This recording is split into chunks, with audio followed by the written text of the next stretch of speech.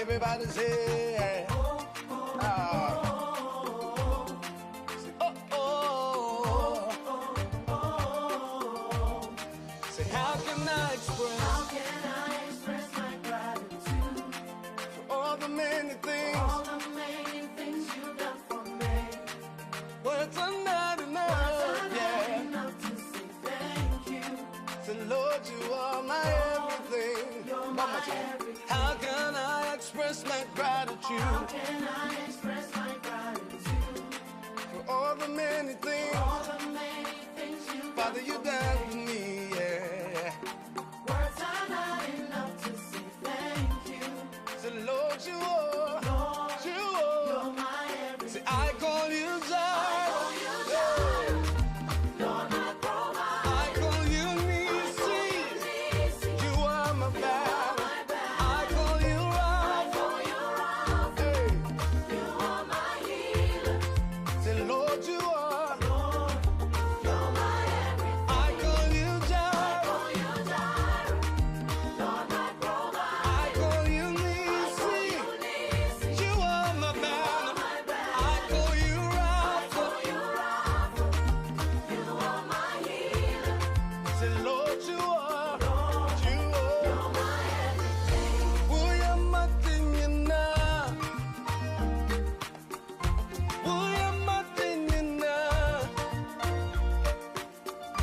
Uyamatingina. Oh, uyamatingina. Yeah. So, uyamatingina. Uyamatingina. Yeah.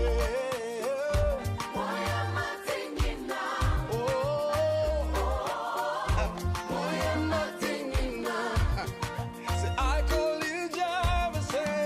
I call you Jireh. Lord, my provider. I call you Nisi. You are my battle. I call you Rapha. Hey. You are my healer. Say, Lord, you are my everything. Yeah. Are you ready, everybody? All right, listen. Will you make one copy? 1, 2, 3.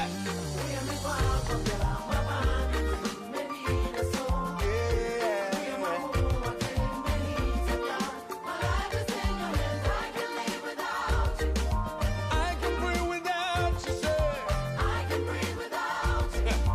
I can move without you, Lord. I can move without you. Hey, who am I without you? Who am I without you? Say, I can live without you, yeah. I can live without you. I can breathe without.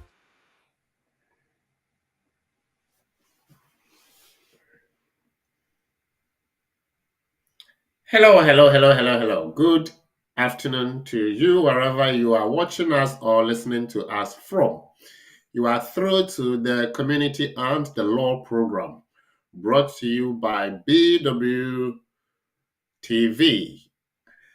Today, we are going to look at a very wonderful topic. It is wonderful because something that many people have been taking surprised to, because the caseworkers or the Home Office has taken a different approach to fee waiver application documentations, especially if you claim that somebody is assisting you with feeding, accommodation, and other things. Should a person provide their bank statement to support the claim you are making and the fact that they are supporting you? Yes, should they? Is it compulsory? That is the conversation for today. So get ready, get good. And as we welcome you, we again want to thank you for making time this afternoon to join us. So remember to share so that others will have opportunity so that we can learn, grow, and develop. Today, we have a range of things for you. We have the nugget for you, we have the quiz for you, and we have the review, people who have been benefiting from BWF services and they cannot afford to keep it. So they are telling the world what BWF does and the fact that if you approach or knock on our doors, you will also have a testimony to share. So stay put, stay glued, We turn around for a quick commercial break, and when we return, we will start with the show.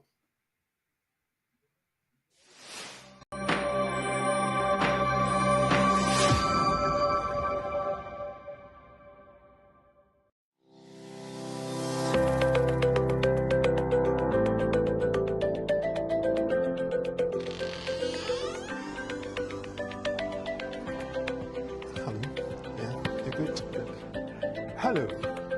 There are several questions in the community when it comes to the law, especially with immigration matters. That is why I'm inviting you to join us on the program, The Community and the Law, live on BWTV and brought to you by BWF Solicitors, our trusted partners when it comes to the law. We are going to have a very massive discussion on some of the issues of immigration matters that bother you.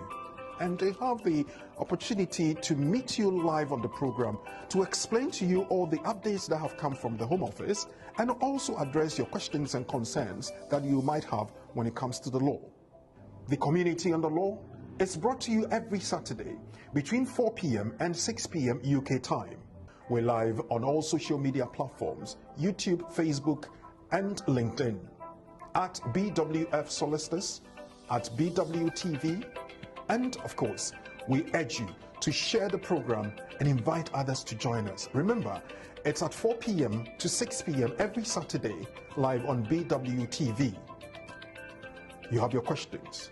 There are answers. So join us, learn, and empower yourself on the program, The Community and the Law. So pick up the phone and dial 0208 493 7345, or you can send a text 07950 422 780. It's The Community and the Law. My name is Oreku Frimpon, and I am your host.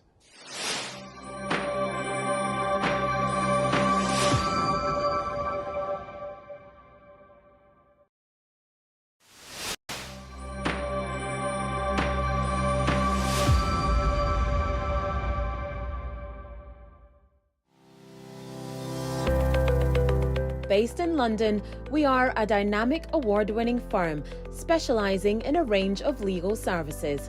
Welcome to BWF Solicitors, a trusted and experienced law firm specialising in immigration and nationality, appeals and judicial review, dispute resolution, family and matrimonial, and other family law disputes with international context.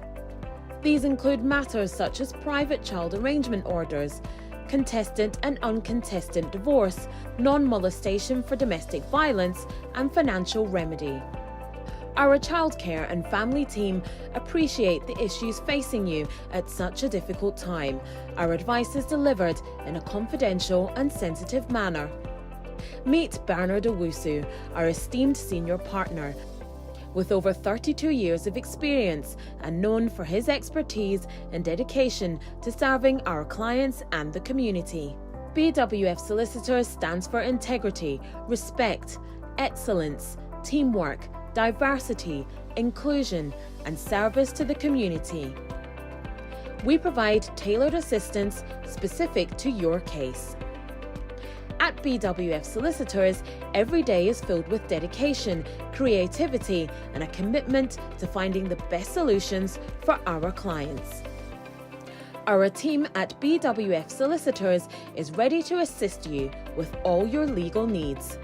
You can find us at the 4th floor, Anna House, 214 to 218 High Road, Seven Sisters, London, N15 4NP. Our main office line is 0208 493 7340, or our emergency line is 07712 761 884.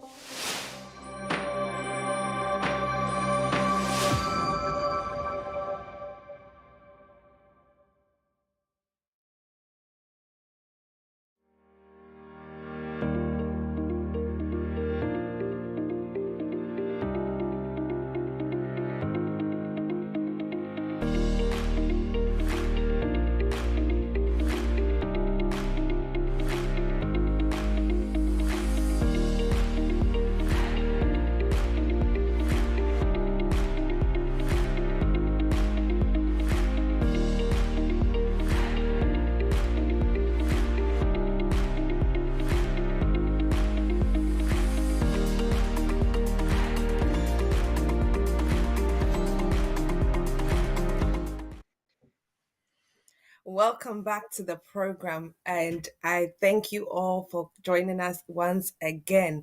Please share, and please give your likes and your comments in the comment section. We have Sandra Fraser who is saying good evening, or please share when you join. So please follow the instructions, share as we have been told, and hopefully we will have a brilliant program. Mr.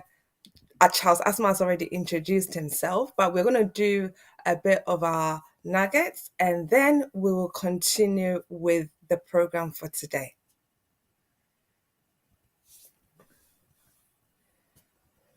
So we have a review by one of our clients.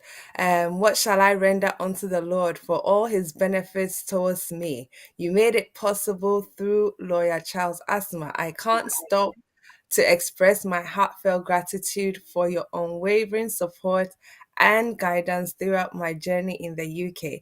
Lawyer Charles, thank you for your time, your effort, and everything on me.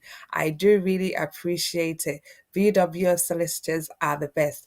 Thank you so much, Mr. Isaac Hagan. We appreciate you too. Thank you. And so we will continue with the program for today. We'll look at the nuggets and then we can move on to our main topic. So, as we have on our screen, it says, can I work while my UK visa application is under consideration? So, can I work while my UK visa application is still under consideration? Yes, if you made your application before your current leave expires, even if it is expired whilst your application is under consideration by the Home Office. So you can still work whilst your application is with the Home Office under consideration. And this is under Section 3C of the Immigration Act of 1971 as amended. And it says that where an application is made to extend or to vary a person's existing leave and the application is not decided before that leave expires, that permission will be extended until the application is decided or withdrawn. And this was what was stated in the case of R. Akinola and Anor and the Upper Tribunal and Anor 2021.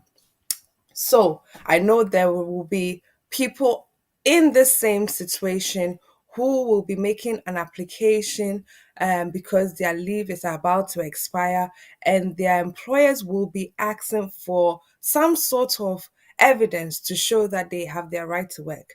There are some of us who are able to share a code to make sure that we are able to work whilst our applications are under consideration.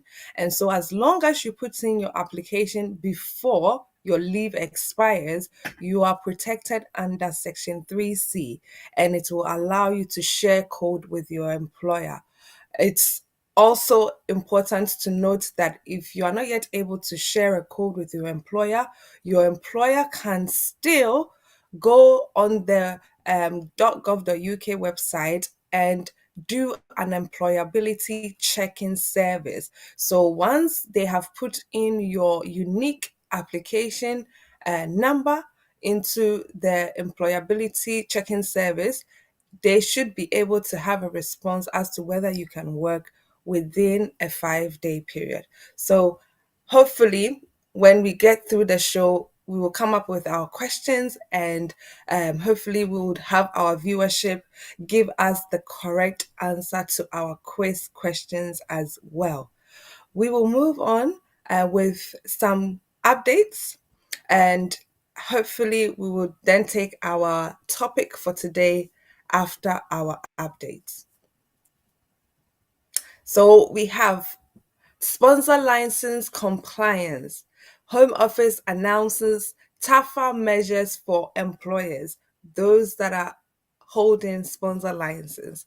It says, we will take strong action against employers who do not comply with the rules, where necessary, revoking their sponsor license. we will strengthen this by making it harder for those with long-term record of non-compliance to return to the sponsor register. It goes on to also state that currently employers who flagrantly flout visa rules can only be sanctioned for a maximum of 12 months. Under our changes, we intend the period of repeat offenses to be at least 2 years, double the current length, with final cooling off periods announced in due course. Also, it says that the Home Office statement sets out that companies who flagrantly flout the immigration rules will be prohibited from passing on to migrant workers the cost of sponsoring them.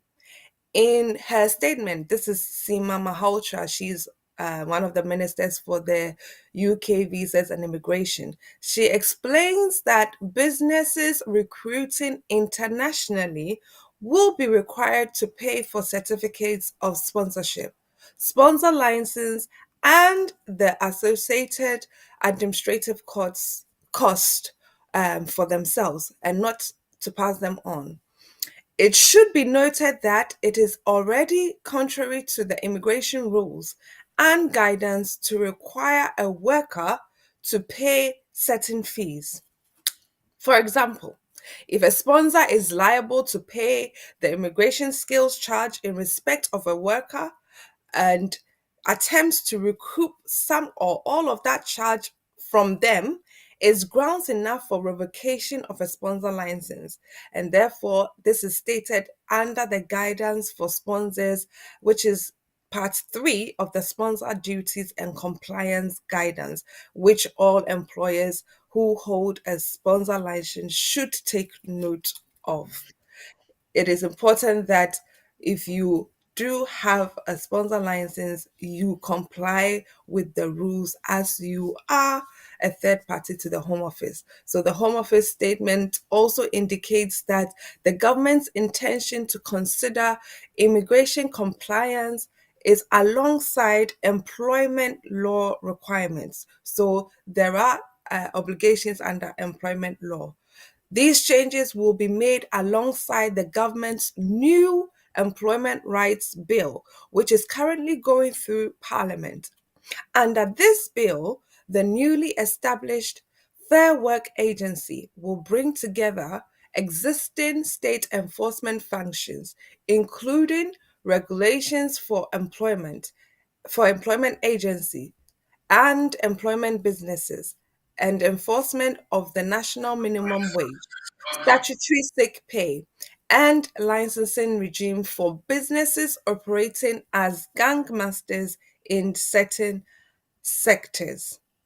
We need to take note of that. When it comes to this approach, it is important for sponsors to ensure that they are complying with their sponsor duties in preparation for potential compliance checks and visits. In this regard, sponsors may wish to consider arranging an immigration audit with our specialist team, which is BWS solicitors, so that we can review your setup and the systems you have in place to see and to also make sure that you are compliant with the Home Office regulations and guidance as stated. We have our contact details on the screen. Our UK office number is 0208 493 7340. So 0208 493 7340. Our Ghana office number is 00233 5556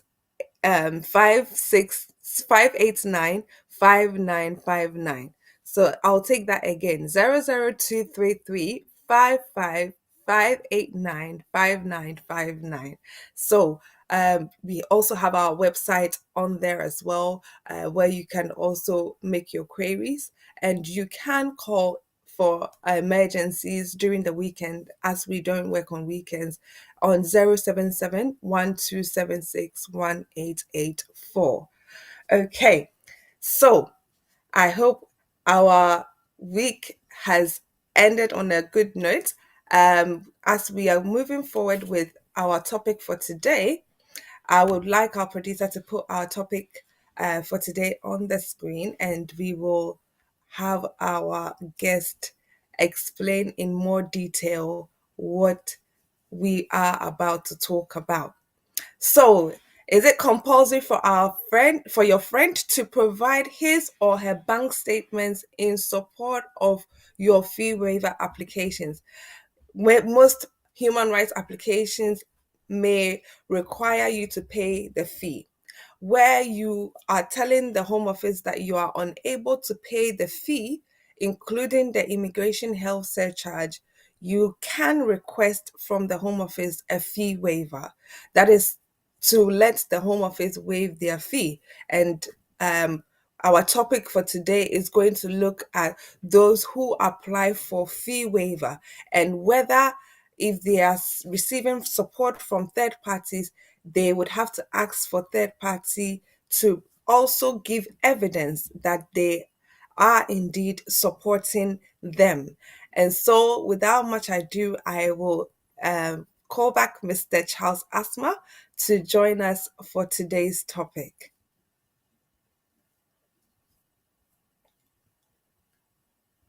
Thank you very much,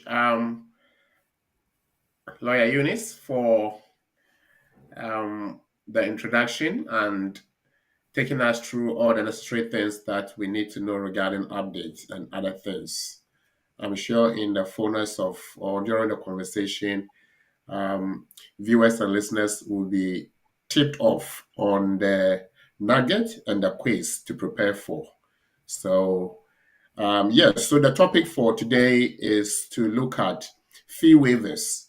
We know fee waiver is very important part of human rights applications, and it's to do with those who cannot afford the fee. And the rules are clear that if the person cannot afford the fee, or if the person after affording the fee cannot meet essential living needs, or if the person has children and so affording the fee means not meeting the needs of the children involved, then these three factors will trigger the need for a fee waiver consideration. So, what is a fee waiver? We'll look at that. We'll look at the authority or the reason why it is necessary, and also the obligation that the applicant has to ensure that they meet the fee waiver request processes or conditions. So we know that most people will apply for different applications. So we have to limit the fee waiver conversation to the type of visas that individual can be able or will be able to apply a fee waiver for. So as we first started, it's to do with human rights applications. Why is this so? We look at Article 6 of the Human Rights Act 1998.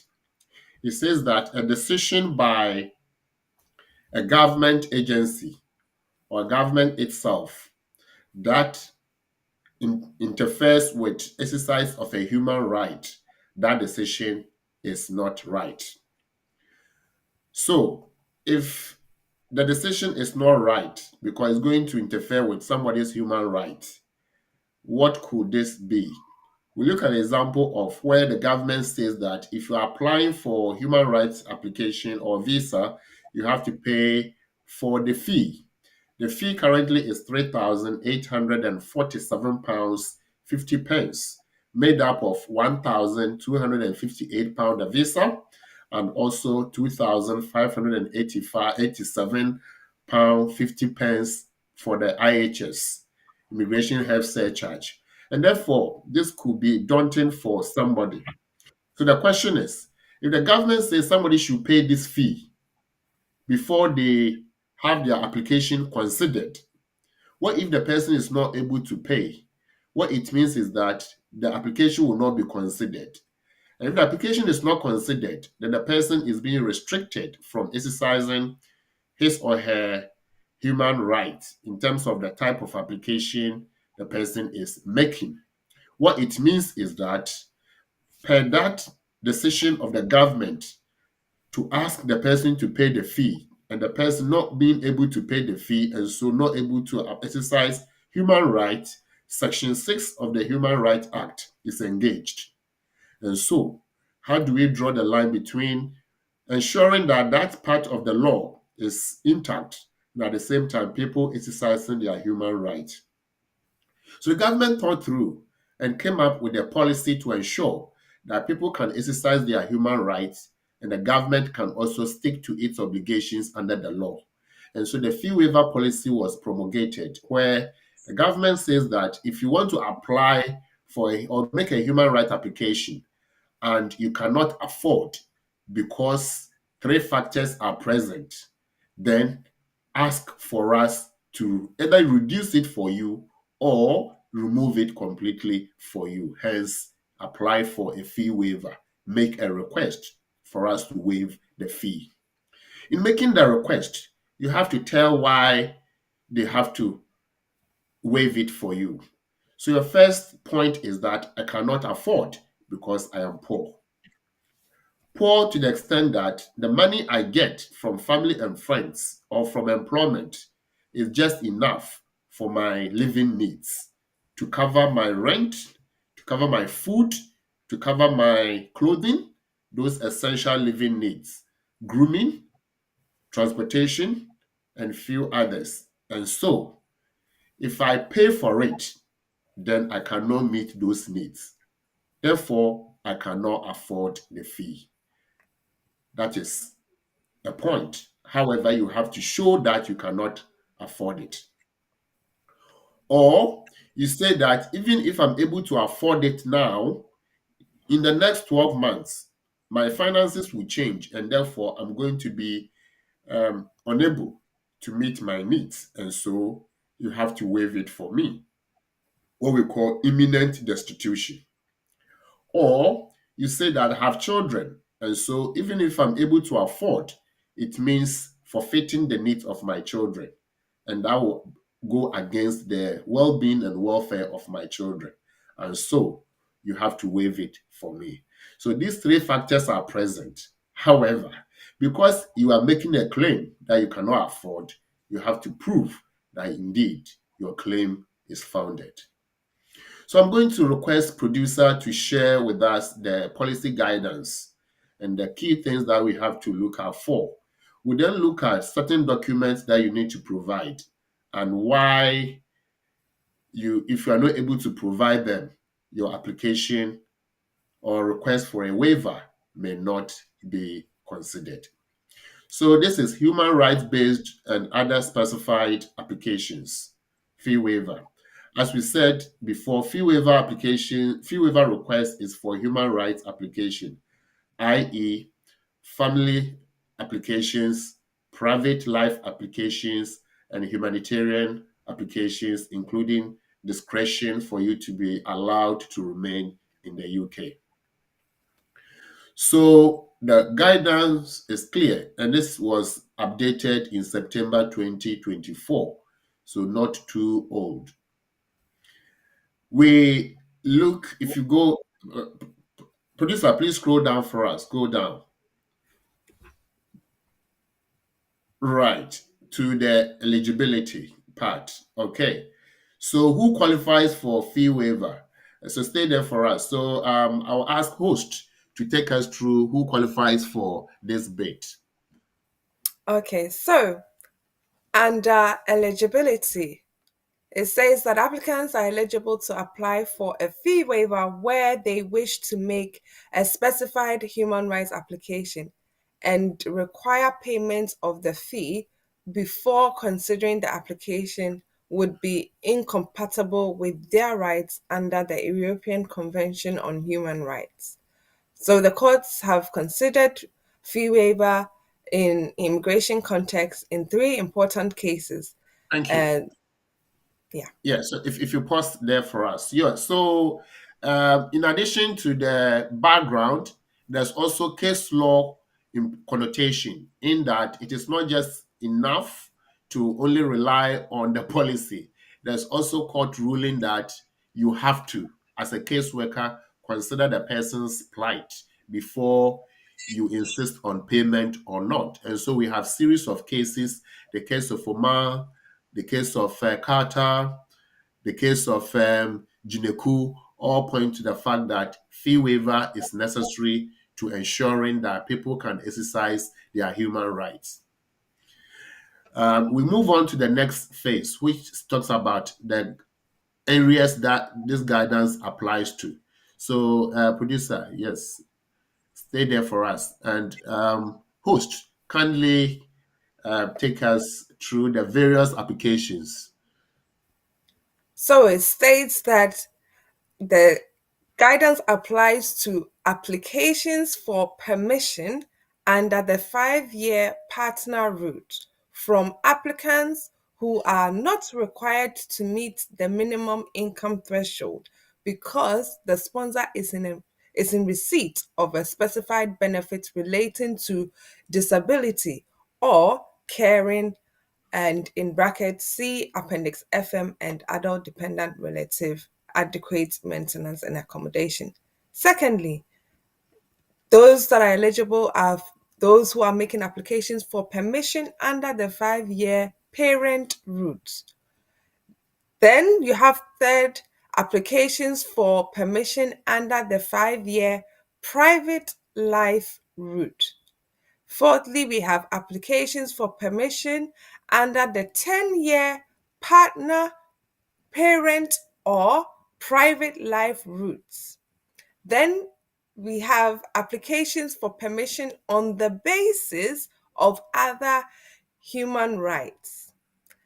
Then we also have applications for further permission from applicants granted discretionary leave following refusal of asylum or humanitarian protection, where the applicant claims that refusal to grant further permission would breach their human rights.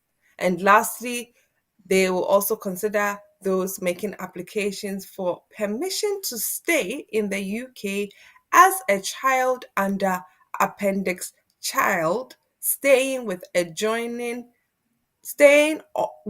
or joining a non-parent relative under Appendix C and P. Right. Thank you very much. And it goes on to say that applicant will only be granted. So the proviso here is very important. So please, if you can tell us, just read this bit for us, those that will only be Okay. granted. So it says applicants will only be granted a fee waiver on the basis of the human rights in cases where the underlying human rights claim on which they rely forms a substantive basis of their application. This will not be the case where, for example, a human rights article is mentioned in passing as part of an application, which is primarily made on another basis. Good. So, viewers and listeners, simply there are instances where people would think that they are making application on the basis of their human rights, but truly they are doing something else. So, if, for example, you think that you are applying for, you are making a private life application, so you put in a fee waiver, but your intention is actually for skilled worker application, then that will not be a basis, and therefore that will not be allowed. So fee waiver applications or request is only for human rights applications. And therefore, the common ones mainly will be applying as a parent, applying as a child, applying as a spouse in some limited circumstances.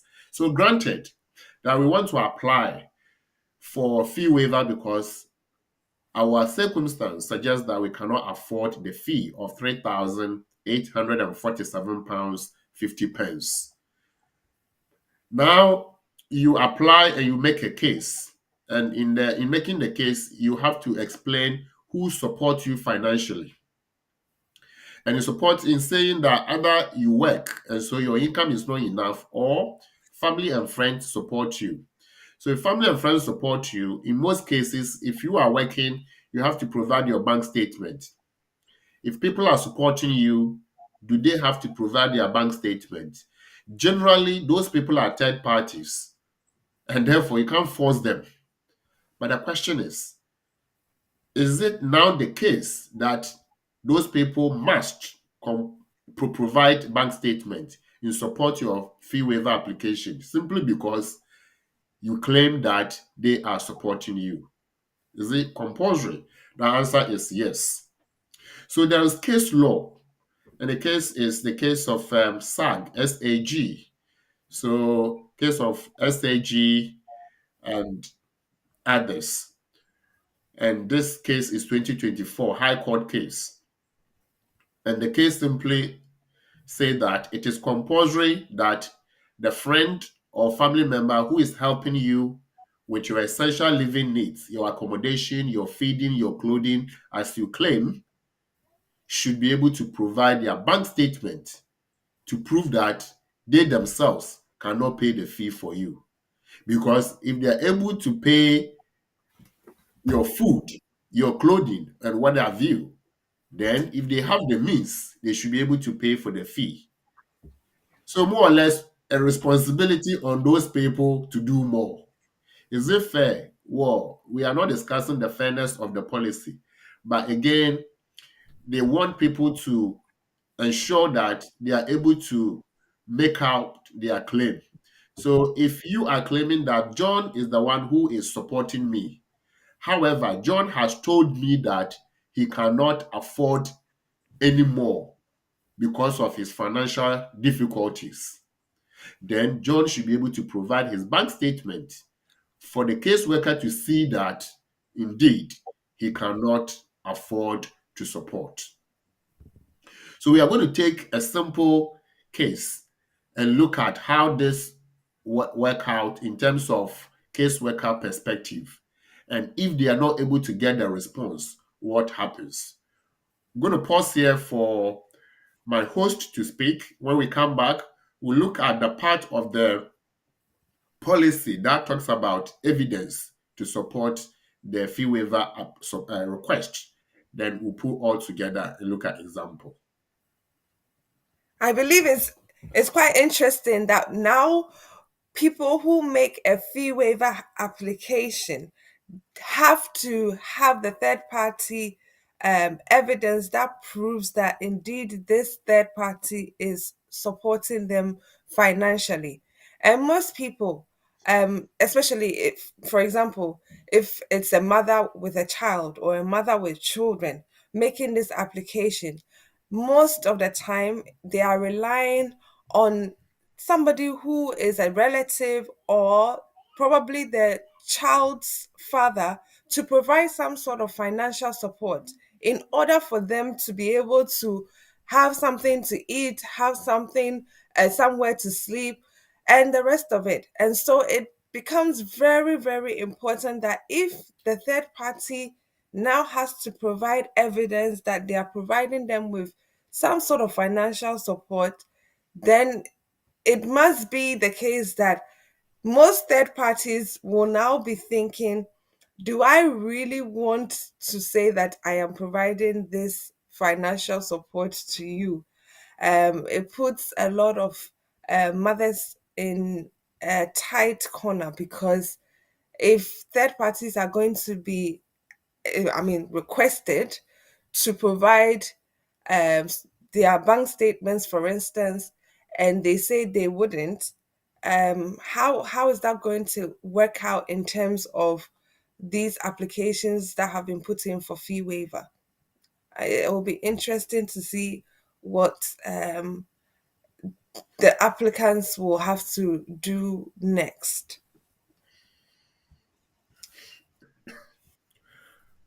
Right. Thank you very much. Yes. So, viewers and listeners, today we are put on the spot. If I say we, all those of us seeking to make a fee waiver application. In the past, we had the flexibility to provide third party statement or not. But now there's no option because the High Court ruling is clearer that if you are willing to help, then you must be willing to go to the last stop with the person you are helping. What it means is that if you claim that you are the one helping them with everything, and therefore you cannot afford anymore, then bring your evidence that you cannot afford anymore. And if it turns out that your bank statements show that you can afford anymore, then they will ask you to help them with the fee as well. And so, does that take away kindness and goodness? I don't think so. They'll still want to show kindness and goodness. I'm sure will still go ahead and offer themselves totally in terms of making their statement available. But you see, we specialize in making sure that when the law arrives, we digest it and share with the public so that people understand the perspective.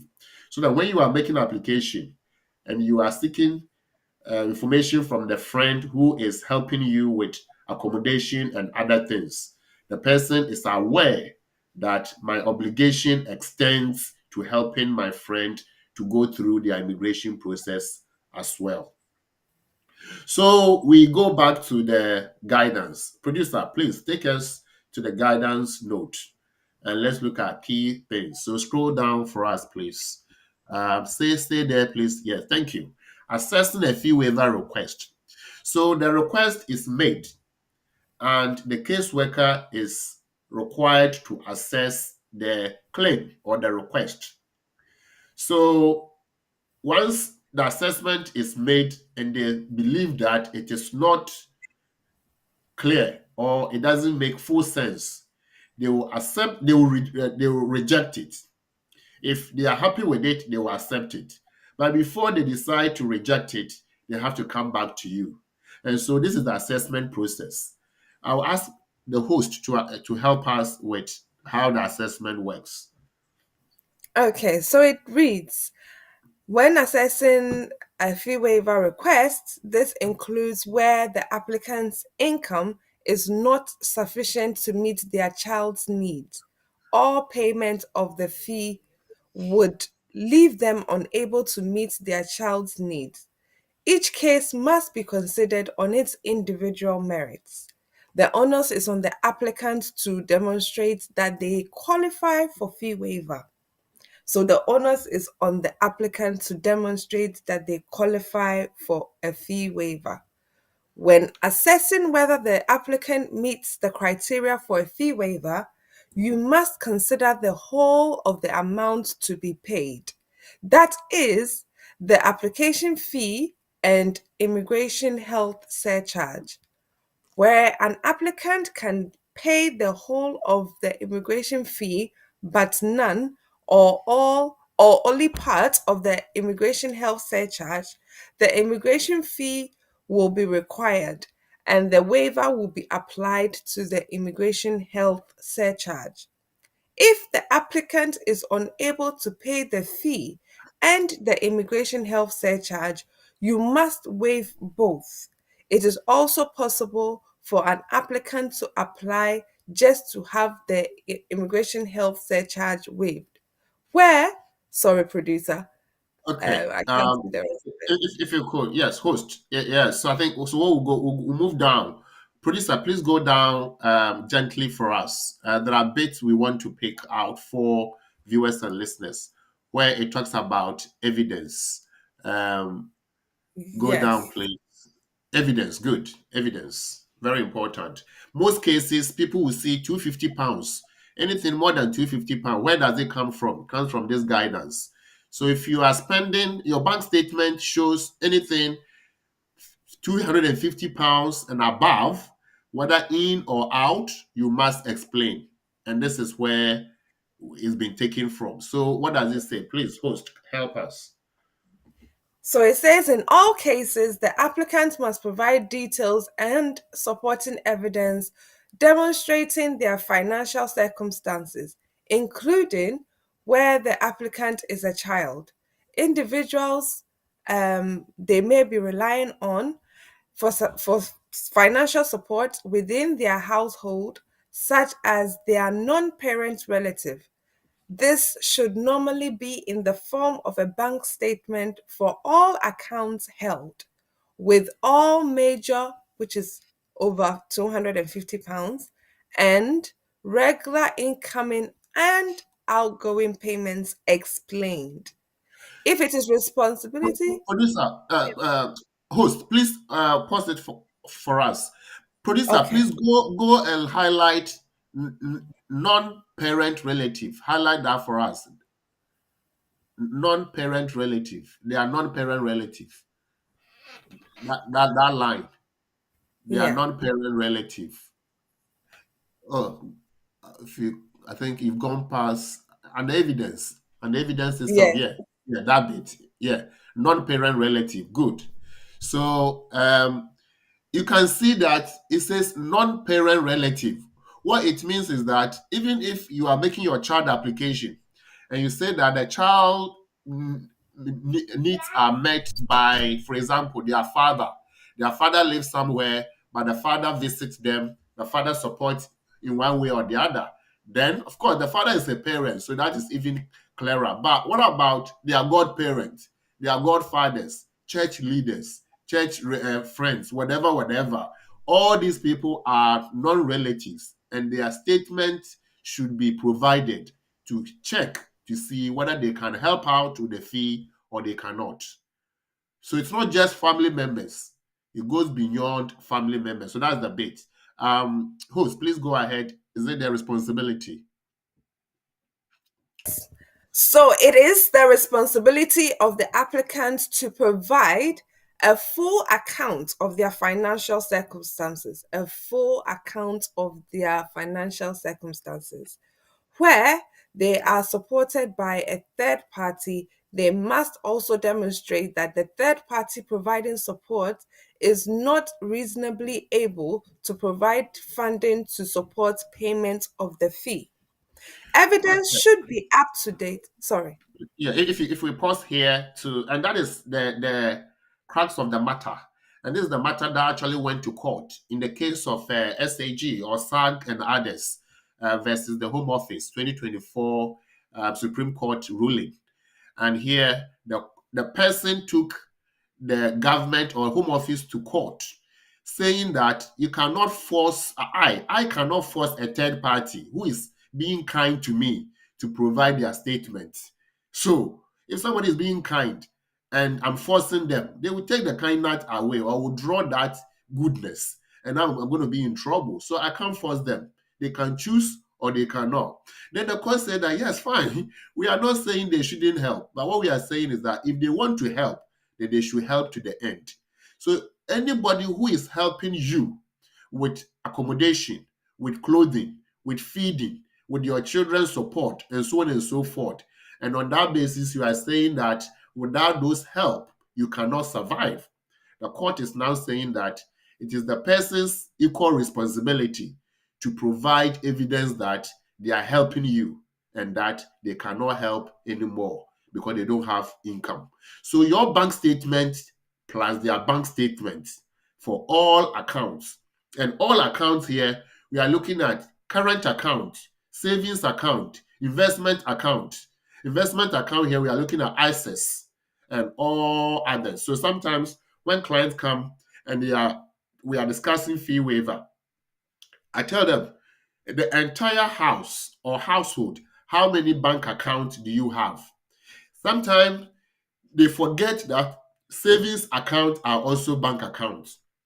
So you have to understand that they are looking at your current account and your savings account, including that one somewhere that you think that it's not part, all of them, because each account has account number. And what it is that they are able to check using credit reference companies, Xperia or Equifax, what have you. They use them to track all your accounts. So even if you give them one account, they will be able to find the rest. And they will come and tell you that we have seen that you have this, and that. And these are the transactions.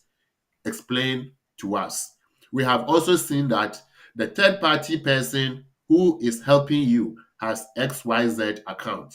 Bring all their bank statements. So the question is, if you don't bring it, what happens? If you don't bring it, court now says that if you don't bring it, then don't get it. And it's as simple as that. So we are now looking at the the duty under Section 6, the duty under Section 6, and also the right under the Human Rights Convention for you. Where do we draw the line?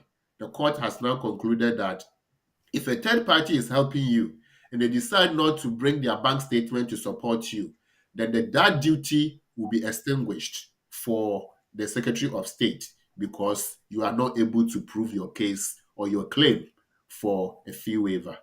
Host, please go further for us. Evidence and date. Okay, so it says that evidence that should be provided must be provided up to date and cover the 6 months prior to the date of the fee waiver request. Documents dating back more than a few months may be useful in establishing how the person's finances have changed over time, but those that confirm the applicant's current circumstances and finances will clearly have greater relevance. You should normally expect to see information and evidence relating to the income of the applicant and individuals they rely on for financial support within their household, such as for Appendix C and P applications, their non parent relative regarding their accommodation, the type and the adequacy of accommodation, the amount of their rent or mortgage, or of their contribution towards this, and their outgoings in terms of spending on things like food and utility bills. This information should be supported by, sorry, if you could go down a bit more, um, this information should be supported by independent evidence, such as their pay slips, bank statements, tenancy agreement, and utility bills. The nature of the evidence provided will vary depending on the individual circumstances, and but the caseworker should expect to see evidence appropriate to the circumstances being claimed. And it says, where the applicant states the relevant documentary evidence cannot be provided, you must be satisfied that the person's account of why this evidence is unavailable and the circumstances are as they claim. By making an assessment of their credibility, the applicant should be able to provide information as to how their financial position has changed over time and may still be able to provide some evidence depending on the nature of their circumstances, such as bank statements or eviction notice or written testimonies from people previously or currently providing them with support. If the caseworker is of the view that the applicant may qualify for a fee waiver in circumstances where all the requested documentary evidence has been provided, the case should be referred to a senior caseworker for further advice. Thank you very much, Lawyer Eunice, my host for the day. Yes, so viewers and listeners, it's now getting tougher to make a fee waiver claim or request. Now, the responsibility is not just on you. It is now compulsory that third party friends, third party work colleagues, or even good Samaritans who meet us on the street and they decide to help us should be prepared to provide evidence that they cannot help us financially to pay for our applications. Our question for today is whether it is compulsory for those people to provide their statement, bank statement, in support of our claim that we cannot afford the application fee. And from the guidance note so far, and from the case or the ruling in the case of SAG and others versus the Secretary of State for Home Office, it's clearer that you cannot avoid asking them to provide their bank statement in addition to your own bank statement and that of your children if you have children. Now, as we read the guidance note, is there a way to fight back if they say no because you can't get the statement from those third parties? It says that it's a matter of credibility, and therefore it's a credibility assessment. Whether they will accept or they will not accept depends on the circumstances. So when you are making the application, they will ask you, how much do you spend? How much do you earn? So you have done the income and expenditure breakdown. They ask you who provides for your needs. You have indicated a friend. How much does the friend gives you? You have indicated, because that has to match your income, you've indicated that it's £250. Because this friend is an individual, the friend naturally, or the starting position is that they have to add a letter to confirm that they are the ones helping you. But now they also have to provide their bank statement to show that they cannot help you anymore because they don't have money. Not that they are no longer kind, but because they are also hard pressed or they are in financial difficulty. So if you're a third party, how do you prove that you are in financial difficulty? So you can't just write it in your letter that I am not able to help my friend because I am in financial difficulty, I've lost my job, or I'm this or I'm that. They will ask you to provide your bank statement to show that you don't have balance in your bank account to help your friend, or you are not receiving income anymore such that you can help your friend. What if I'm getting support from council? Will I require bank statement from the council? The answer is no, because council is not an individual third party. So if you are getting support from council, then it's obvious because the council letters will show that this is how much you get. And on the basis of the assessment, we can work out whether the council support is enough to cover your needs so that you are able to pay for those application fees. What if you are getting support from church? Church is a charity organization. Should the church provide bank statements? This guidance or the case law does not extend to charity organizations such as church. So what does this extend to? It only extends to individuals who are helping us, friends and family who are helping us with our essential living needs. So let's draw the line. So it is still possible that if you are getting support from charity organizations, if you are getting support from council, if you are getting support from church, then you can go through and meet the test under the guidance. But if you are getting support from individuals, then those individuals must be made aware that in sending your documents, they have to provide theirs as well. If you don't send their documents, they will come back to ask for it. And the guidance says that if they come back to ask for it, you must be prepared to tell them that it's compulsory. They have to give it to you to send to them. Thank you so much, Lawyer Charles Asma. I believe that a lot of our viewers who have taken note of this will definitely make sure that in their next human rights application, when they are applying for fee waiver, they would inform every or any third party support to provide them with evidence that they are indeed supporting them financially. I believe that most third party support is done out of kindness, as you said. And as the economy is now, a lot of people are hard pressed.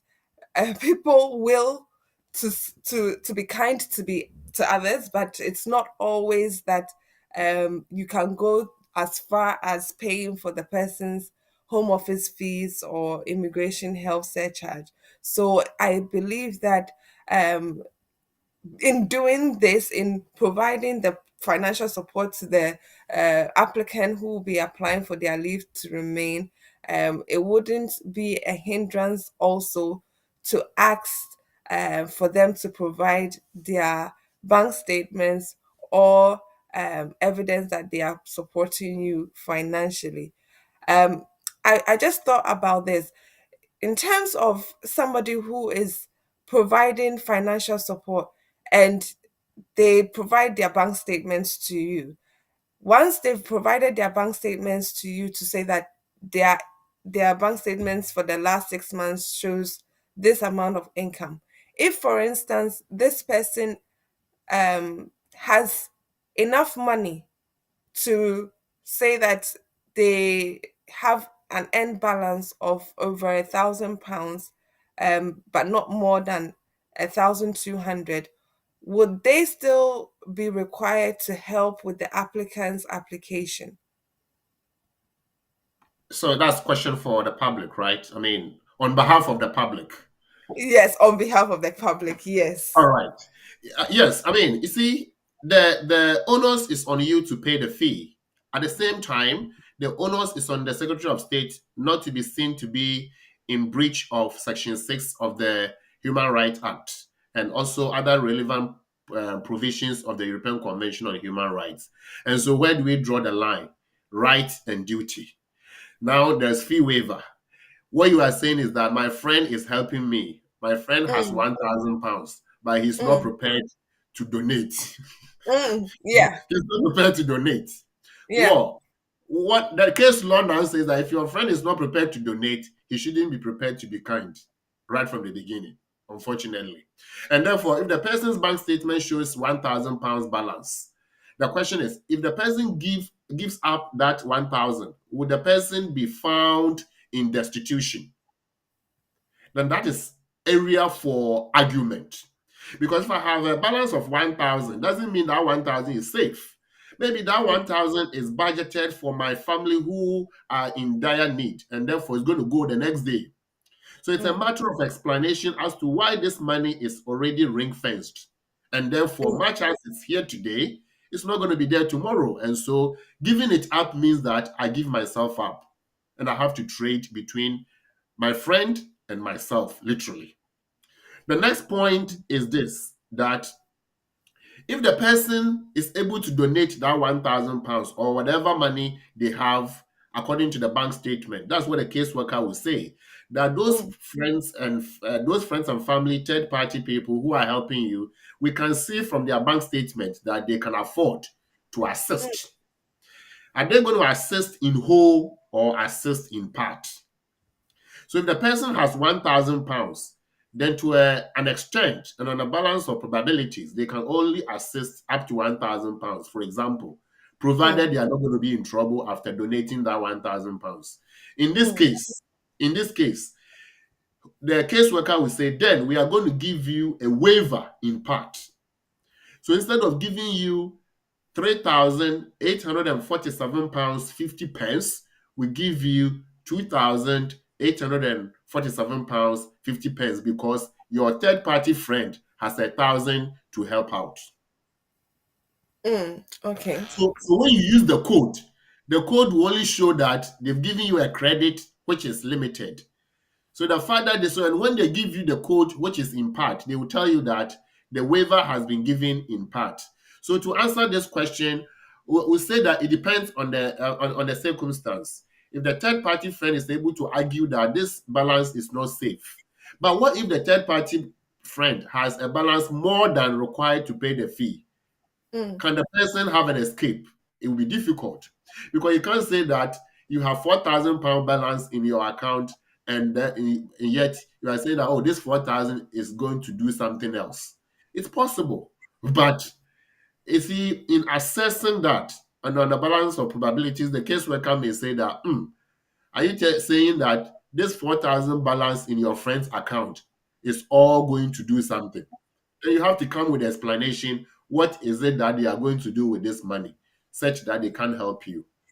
And we are looking at this conversation in the context of the case law, not just the guidance, because the guidance also says that if the initial caseworker feels that the job or the assessment is too much for them, they have to refer it to a senior caseworker to make that mm, decision. And so it now gives room for individuals who are doing their own applications to justify why their third parties, even though they have money in their account, can still not assist in paying for the fee. And so they need a waiver.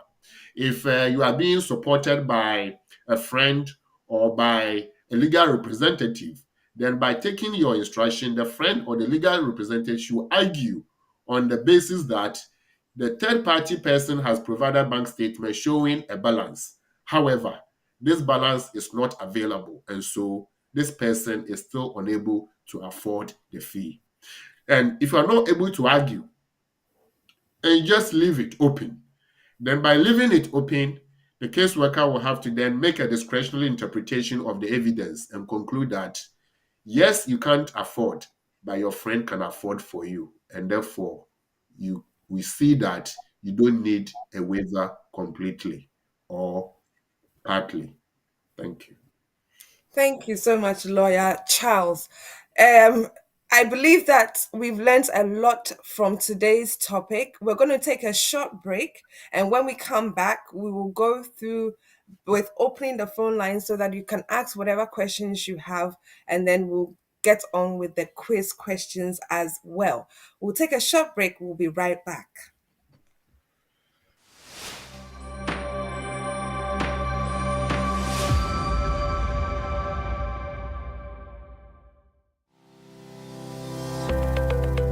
Based in London, we are a dynamic award-winning firm specialising in a range of legal services.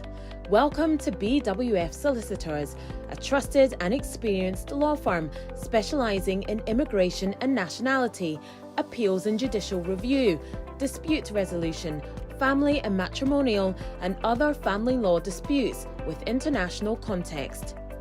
These include matters such as private child arrangement orders, contestant and uncontested divorce, non-molestation for domestic violence, and financial remedy. Our childcare and family team appreciate the issues facing you at such a difficult time. Our advice is delivered in a confidential and sensitive manner. Meet Bernard Owusu, our esteemed senior partner, with over 32 years of experience and known for his expertise and dedication to serving our clients and the community.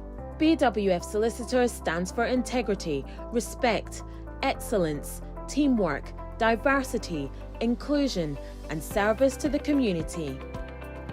We provide tailored assistance specific to your case. At BWF Solicitors, every day is filled with dedication, creativity, and a commitment to finding the best solutions for our clients. Our team at BWF Solicitors is ready to assist you with all your legal needs. You can find us at the 4th floor, Anna House, 214 to 218 High Road, Seven Sisters, London, N15 4NP. Our main office line is 0208 493 7340, or our emergency line is 07712 761 884.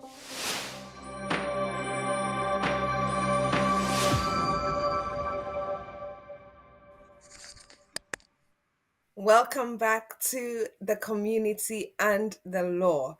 I hope you've shared the program and you've enjoyed the program yourselves so far. We're going to open the phone line, and if you have any questions, please do put them in the comment section, and we would read them out for Lawyer Charles to answer them.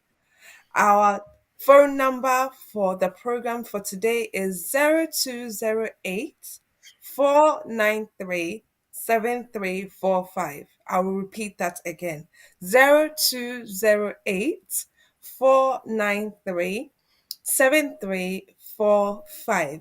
We'll be using this studio number for our program for today.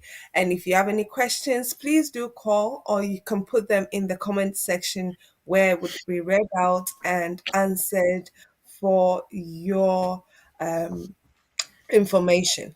So we will go on, and thank you so much to those who have joined us so far. We are so grateful for your support and viewership. We will go on with the questions that people have put out. Nana Etiahene says, please, does it mean that the third party financial sponsor who is non-relative must provide 6 months bank statements for all his bank accounts? Does this also include their credit card statements? Lawyer Charles.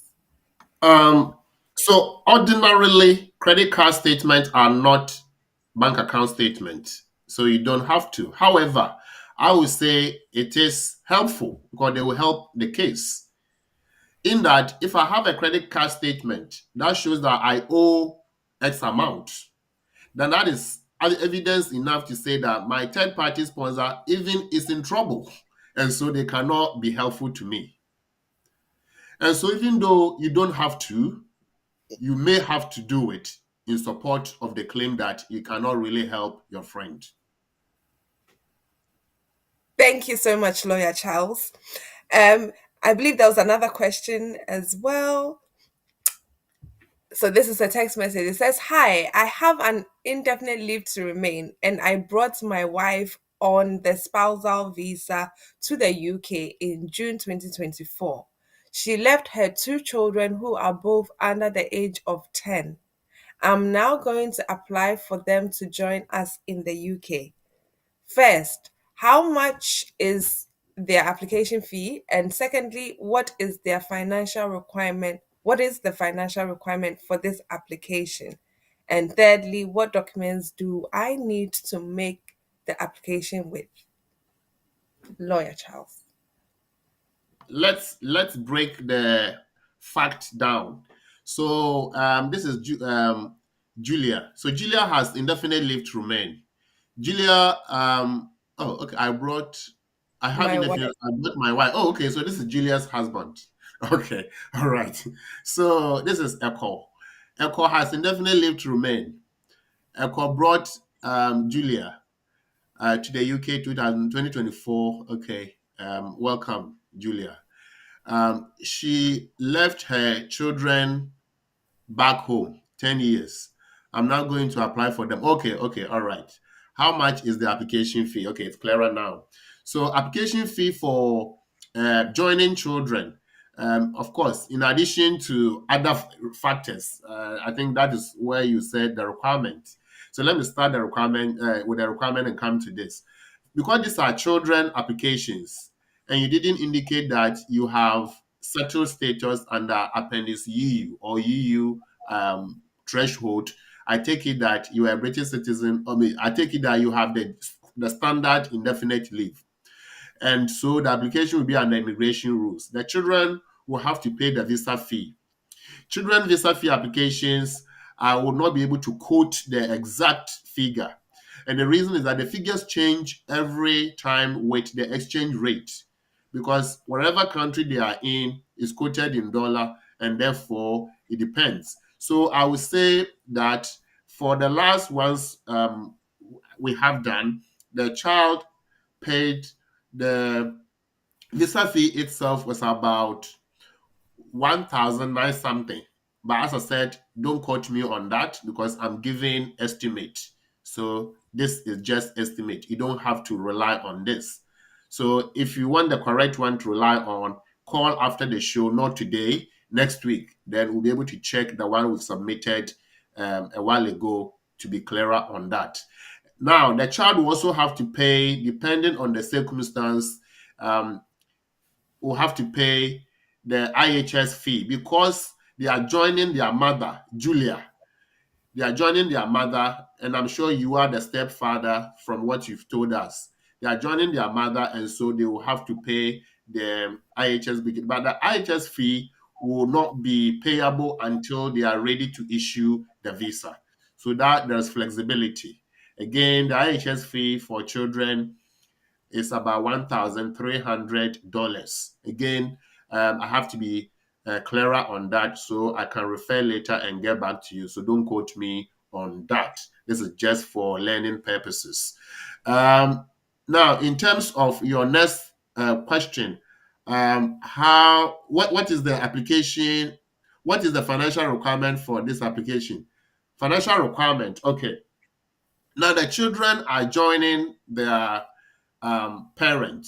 And so this is not the case of 29,000 as if Julia is coming back or Julia's, husband is bringing another wife. So this is not a spousal application. So for children, they have to show adequate maintenance. Adequate maintenance is defined under case law. The case of Ahmed says that your money should be equivalent to a week, should be equivalent to people who are on benefit. And depending on whether you are in London or outside London, London threshold for 2025 or 2023, 2024 was about £496 a week. 2024, 2025 is where we are now. But mind you, it will change in April, and we are still in January. And so we are using 2023, 2024 benefit threshold. So for those in England, uh, London is 496 a week.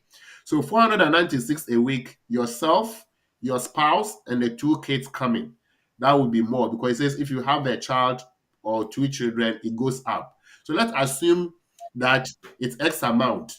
You pay your rent and you pay your council tax. So whatever money you have after paying your rent and council tax should be enough to accommodate or to meet your needs and the children's needs as they come.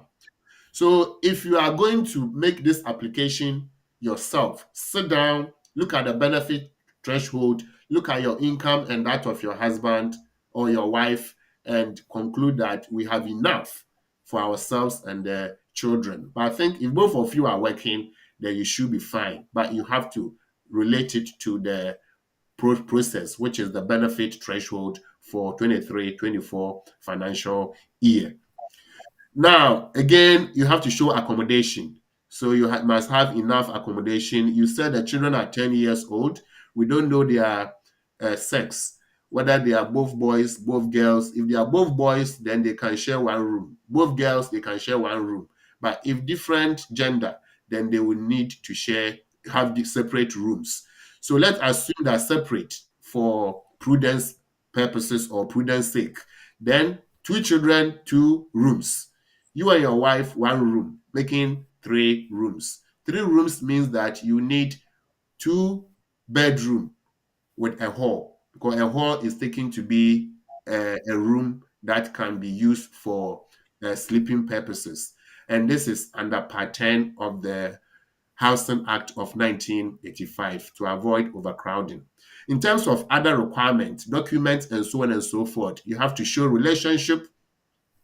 But most importantly, you have to show that if the children are to leave to move from where they are to come to the UK, it is better for them. And so we are looking at one, serious and personal circumstances or family circumstances that will mean that if the children are not relocated, they will be in trouble. Because the children have another parent, because you told us that your wife's children. So if you brought your wife and your wife's children are in the country where they were before or she was, that means you are a stepdad. The question is the father of the children. If the father of the children is there, then Julia must show that she has sole responsibility. Sole responsibility means that she is the only one who has direct control or direction and control of the children's lives. She does everything. Even though she's away, she does everything. And she's even asked people to look after the children for them. But if the children's other parent, the father, is available, and the father is also playing a role in the lives of the children, then sole responsibility test will not be met. Then the next test will be that if the children are not relocated, their life will be in danger. Is it about safeguarding? Are they neglected? Are they abused? And what is happening that needs for them to be relocated? If it is concluded that upon social welfare assessment, they've advised that it is better for the children to be relocated, then you can argue on that basis and move the children from there. So here we're looking at appendix children, paragraph CHI 3.1, 3.2, 3.3. and that talks about showing that the children must leave or showing that you have sole responsibility. Again, if we look at paragraph 297 of the immigration rules, we look at part E, we look at part F. It says that part E, you must show sole responsibility. Part F, you must show that there's serious and compelling family circumstances in the lives of the children, to the extent that leaving them there will not be in their best interest. But if you go to part D, it says that if the one parent is dead, then the other parent has automatic sole responsibility. And so if the other parent is dead, they have to provide death certificate. If the other parent is alive, they have to show that Julia is the only one playing the entire role in terms of the upbringing, in terms of direction and control, in terms of all the decisions to do with these children's lives. So you can see that it's not a case of 1+1. It's a case of putting all the evidence together, making a holistic assessment, and concluding on a balance of probabilities that it is better for the children to be relocated than for them to be allowed to remain where they are, if it's a matter of life and death. So these are the things you have to consider. And therefore, it is difficult when it comes to children's application for somebody to list these are the documents A, B, C, D. But I can point out that you have to show relationship. You have to show finance, adequate finance. You have to show sole responsibility. And you also have to show serious and compelling family circumstances. It's either sole responsibility or serious and compelling family circumstances. So you look at which one is best under your circumstance to rely on in terms of making the children's application. Your question possibly is this doable? I would say it is doable because we've done for many, many children who have joined their parents. If you want to have a go, knock on our doors and we'll be able to assist. Thank you so much, Lawyer Charles, for that very detailed answer. I believe that he's gotten his answer and he will do likewise. We have our next question from Ibrahim Munkalia. He says that under 20-year private life, my 20 years, I'm thinking he's trying to say it will come to an end on the 30th of January 2025. But I do not have my entry passport. I believe that's what he's trying to say. I entered by boat. What can I do? Lawyer Charles. All right, okay. So this is somebody who wants to make a private life application on the basis that they meet paragraph 5.1a of Appendix Private Life of the Immigration Rules, which says that if you have lived in the UK, whether with papers or no papers, and you are currently an overstayer, you can apply for leave to remain. So the question is, our friend here believes that he's ready to start this process by end of this month. He says that he doesn't have a passport. What can he do? He says that he entered by boat. So it's not about how you entered, it's the fact that you are here. The point we want to establish now is, having entered by boat, have you ever left and come back? If you've ever left and come back, then we have to deduct how long you were away for it starts from the last time you were here in the UK. Let's assume that the last time you were here in the UK was about 19 years ago, 19 years, 11 months ago that you entered. If that is the case, then we say that from what you've told us, in 2 weeks' time, you can apply for private life. However, you said you don't have a passport. Immigration applications, the rules say that you must have a passport unless the passport is with the Home Office. You have told us you entered by boat and therefore you didn't have passport. So what you can do is to approach your country embassy and ask for a passport. Go through the passport application process and get one. Now, how does it work? There are a number of times that we have applied for people when their passport application is still pending. So you apply for your passport today or Monday. You get confirmation that you have applied. You download the document. You have your appointment to go through the passport process. You use that document as evidence that you have made an application for passport, but it's not ready. Then if you have, obviously you don't even have your old passport. So on that basis, you can add, just to tell them that this is it. In any case, the visa will not be put or placed in your passport. So it's not a case that we need the physical passport.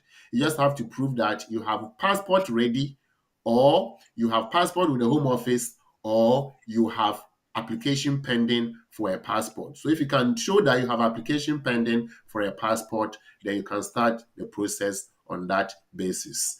I believe this is it. But something also to mention here, that you do not count time that you've been in prison whilst in the UK. So if in those 19 years, 11 months you've been in prison, then you do not count that towards your 20 years. If all is as you have said, they will say that it should be ready. With a passport, get an application started and use the application documents to show that you have an application to get a passport, but the passport is not ready.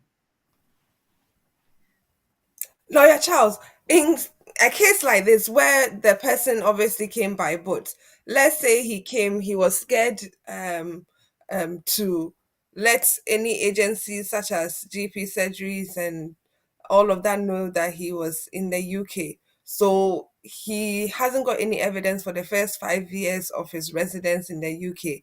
What does he do? Oh, thank you very much. So I suppose that was part of the question he forgot to ask. Yeah, so our friend, this time we are talking about evidencing the 20-year stay in the UK. It's pure evidence. And therefore, if you don't have the evidence that you've been in the UK for 20 years, then it's difficult. What the case, the policy guidance say that we cannot rely on evidence that are self-serving. Self-serving evidence will be evidence from letters from your family, letters from your friends, letters from people who know you.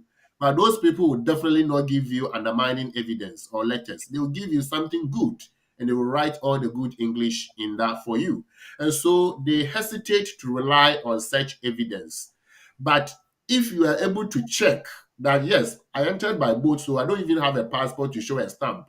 But when I came 20 years ago, I remember I went to a GP and I got a letter from them, or a GP card. That is the beginning. Oh, I remember my friend took me to register to vote and I got a letter, a poll card. Oh, I remember I took a photo, and that time the cameras could record the time and the date and the location. And this is a copy of the one of the photos. That could be evidence that you were in the UK at that time. So you need to show that you have evidence. But if you don't have the evidence, then your case will be very weak. It becomes a discretionary matter for them. And so you cannot tick the boxes under 5.1. So the caseworker will then decide and whether to leave it under discretion to grant you something, especially where you have some other serious issues that may affect your life if you were to be sent away. But it's a pure evidence, and therefore it is as it is. Again, if when you entered, you started working under your own name and you have something to prove, then that's also evidential. Somebody may say that, hang on, but I'm not supposed to be working. Yes, it's true that you are not supposed to be working. You have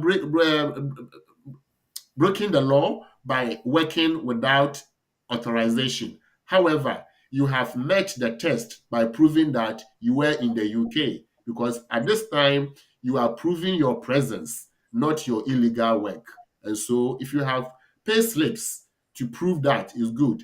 If you're able to open a bank account and you have old bank statements and stuff, that's good. If you have had letters, that's good. But where there are gaps, yes, you can get people to give you letters to fill those gaps, but then it will be difficult. What may happen is that when you are refused the leave, you go to court and you then tell the court that, look, I came here, I've never left. My friends have attested to the fact that I've never left. The people are still saying no, but they have my record and they know that I haven't left. Then it becomes a matter for the court to decide whether to believe what you are saying for you to be granted or not. Thank you so much, Lawyer Charles. I believe that he's had a thorough answer to his question. We also have another question. It says, please, lawyer, my BRP has already expired. Can I still create my share code with the card? Right. I'm not sure whether it's e-visa or share code itself.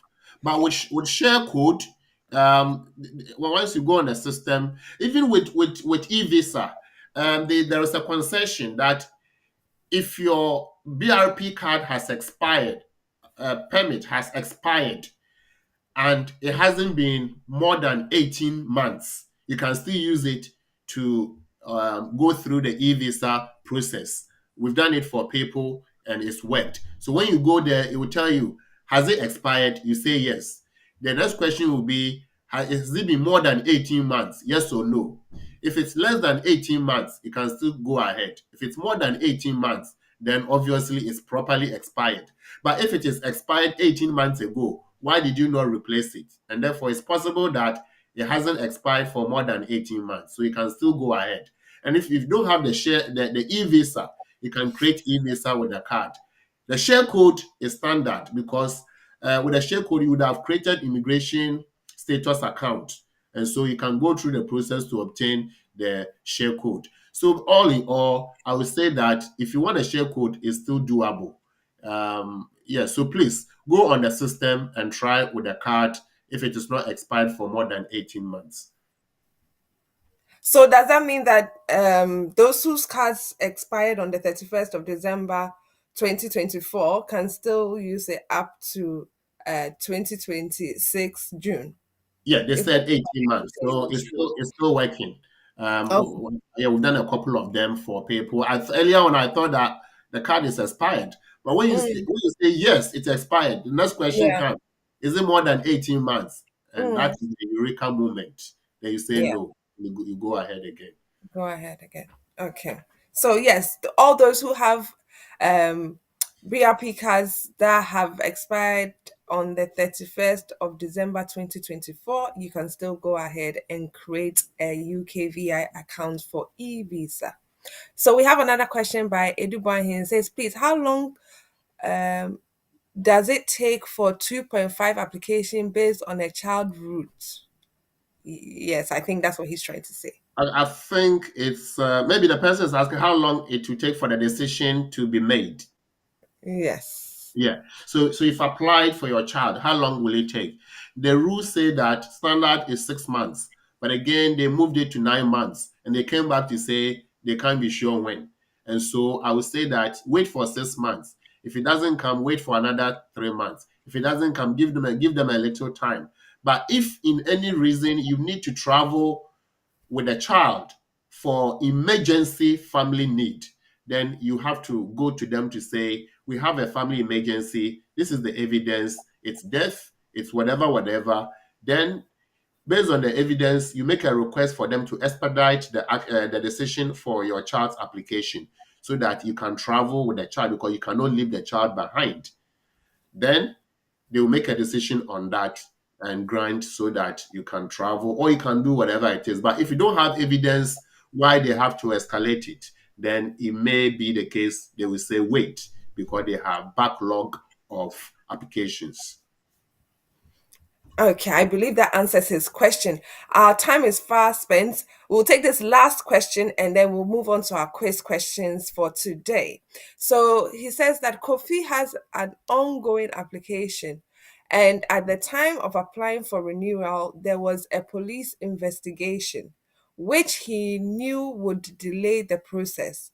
Additionally, he was not eligible for priority service due to the investigation. Since the investigation has now concluded with no further action taken, what steps can Kofi take to expedite his application, especially having a family emergency? Okay, I think family emergency point has been dealt with in the earlier point. Question.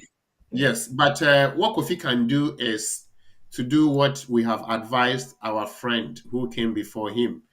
If there is reason for family emergency, provide the evidence and write to them that have family emergency. Don't even mention the investigation. And if there's no trigger point, they will expedite it. If there's a trigger point, they will come back to tell you why they cannot make a decision on this occasion on priority basis or by expediting it. Thank you so much, Lawyer Charles.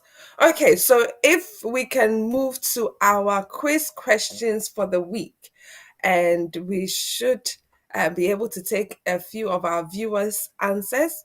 It says Paul Brown, a Kenyan national with limited leave to remain, valid until 2026 as a skilled worker. So it means Mr. Paul Brown is a skilled worker who has limited leave to remain, and it's valid until 2026. He received a letter from the Home Office informing him that his sponsor license has been revoked. He was given 60 days to leave the UK or apply to regularize his stay. He applied as an unmarried partner as he had a girlfriend that he has dated for 2 years in the UK. 2 weeks after receiving the letter, um, he applied as an unmarried partner um, as he had a girlfriend who he had dated for 2 years in the UK, 2 weeks after he received the Home Office letter. And the question is, can a new employer employ him after he made his unmarried partner application? And the answers are, or should I say, the options are yes, because he made his application before the 60 days, therefore, he will be protected by Section 3C. Two, no, because his sponsor license was revoked before he made the application. And three, yes, because his unmarried partner is a British citizen. So I'll go through the options again. Can a new employer employ him after he made the unmarried partner application? And the first option is yes, because he made his application before the 60 days. Therefore, he will be protected by Section 3C. Two, no, because his sponsor license was revoked before he made the application. And three, yes, because his unmarried partner is a British citizen. For those who would like a recap of the nuggets, we would have the nuggets on the screen again so that you would be able to answer our quiz question. So the nugget says that, can I work while my UK visa application is under consideration? Yes, if you made your application before your current leave expires, even if it expired whilst your application is under consideration by the Home Office, you are protected by Section 3C of the Immigration Act 1971 as amended, where an application is made to extend or vary a person's existing leave and the application is not decided before that leave expires, that permission will be extended until the application is decided or withdrawn. This is also as in the case of R. Akinola and Ano and the Upper Tribunal and Ano. So I believe our viewers now have a clear cut thought to how they would answer this question. And we hope to get a lot of you getting the right answer as well. Godfred Mendes says option three is the answer to our question for this week. Can a new employer employ him after he made his unmarried partner application? Olivia Osei says number two. Olivia Osei says number two. Kwejodaku says number two. Kwejodaku says number two. Patricia Addo, she says number one. Patricia Addo says number one. Jason Ajari says number three. Jason Ajari says number three. Stephanie Dazi says number two. Stephanie Dazi is saying number two. Diana Osei says number three. Diana Osei says number three. Emmanuel Ababio says number 1. Emmanuel Ababio says number 1. Beatrice Frimpong says number 1. Beatrice Frimpong says number 1. Nassim Abubakar is also saying number 1. Number 1 for Nassim Abubakar. Obed Ejenim, says number 2. So he is also saying number 2.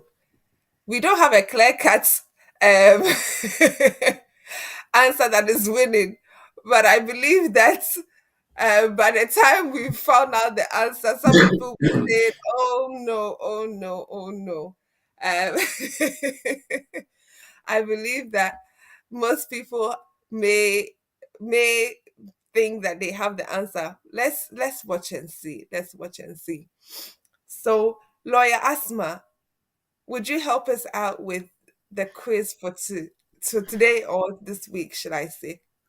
Of course, I will. Thank you very much. And well done to all those who have attempted to respond to the question for Paul. So we look at the ruling in the case of, this a judicial review application, and the application was made um, by Akinola and others against Upper Tribunal decision 2021. You can see that this is a Court of Appeal case. And the question is, how do people get treated under Section 3C of the Immigration Act of 1971? And the ruling concludes that if you are working, your rights are protected and you continue to work until the decision is made for your next application. It doesn't really matter what application it is. But the question is, did you have a visa before the pending application was made? If the answer is yes, then you are protected. I now understand why some people were looking at 2. And the reason is this, because Paul is asking a question, can I? Paul didn't say, will I? So the question of can and will. If Paul had said, will a new employer, then you can't force a new employer to employ you simply because you are protected under Section 3C and you are waiting for your visa. The new employer can say that yes or no. So you can't force. But is it possible for a new employer to employ you? Depending on the circumstance, a new employer can say yes, because when it comes to my obligation, I can fight my way under the protection of 3C in the case of R, Akinola and others, and Upper Tribunal and others, and another. And so we are saying that, can a new employer employ? We say that the new employer can, because they have a discretion and they know they can protect themselves for not breaching immigration rules and employing an immigrant. So they will say that Paul had visa and Paul is waiting for his new visa to come. And so we are employing Paul. But it is not mandatory for the new employer to employ Paul. And so if Paul is able to get a new employer who is lenient enough to help him with a job, then this new employer can employ him simply because he had visa before he applied for the spousal visa. The answer is 1. Thank you so much, Lawyer Charles. So well done to those who went for answer 1. I know you were few and far between, but well done to all those who went for answer 1. So it says, Section 3C leave. Section 3C of the Immigration Act of 1971 automatically extends permission to enter or stay in the UK in certain circumstances. It applies where a person with permission to enter or stay in the UK makes an in-time application. Emphasis is on in-time application to extend or switch their permission, and their current permission expires before a decision has been made on their application. And so Anybody who makes an application before their leave expires is protected under Section 3C of the Immigration Act of 1971. I believe we've all learned something new today. I would let our guest for today, Mr. Asma, say his final words, and then we would end our program for today. Thank you very much, Maya Eunice. Thank you, viewers and listeners. You've made today's program a jolly experience.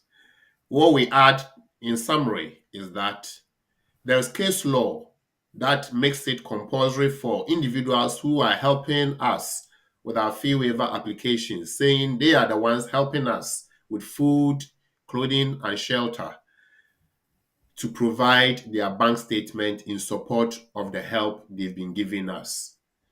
And here there's case law under the case of SAG and others. And here the law says that if you are helping, when it comes to demand on you to provide evidence that you are helping, you have to be ready to provide. That's a summary of that case. And therefore, we are looking at confidentiality and disclosure. When it comes to disclosure and confidentiality within the rules, there is conflict. But if the disclosure is required for the purpose of meeting a legal requirement, then disclosure comes before confidentiality. So if the third party is saying that, hang on, my bank statement is a confidential document, I cannot give it to somebody, then the caseworker is also in that we have obligation to get the bank statement from you because you claim you are the one helping.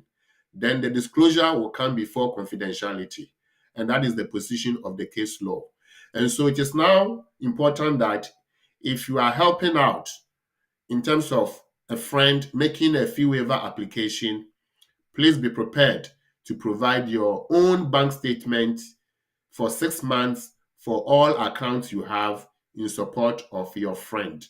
The caseworker will assess your bank statement and assess that of your friend with all transactions 250 and above explained fully and make a decision after assessment that yes, the fee waiver request should be accepted or rejected.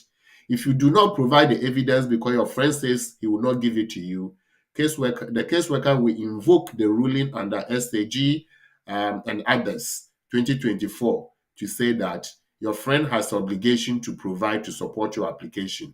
And so if they are not giving it to you, then we cannot be sure that you cannot meet the payment obligation under your application. And so the waiver may be rejected. This is what we've covered today. Thank you for joining. Thank you so much, Lawyer Charles.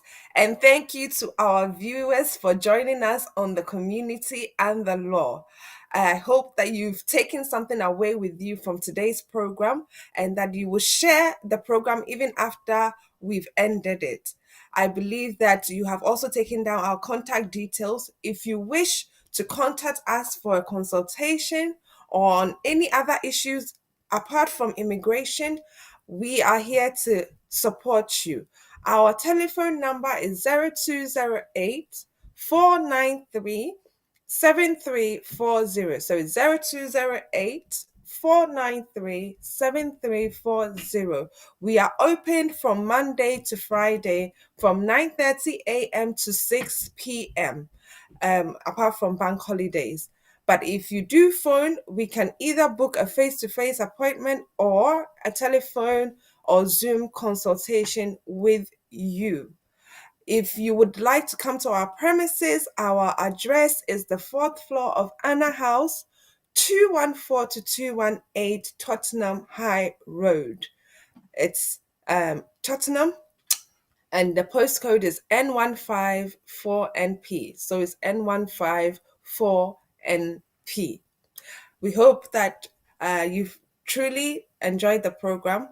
We hope to see you again next week. Have a good weekend and a blessed week ahead. Bye-bye.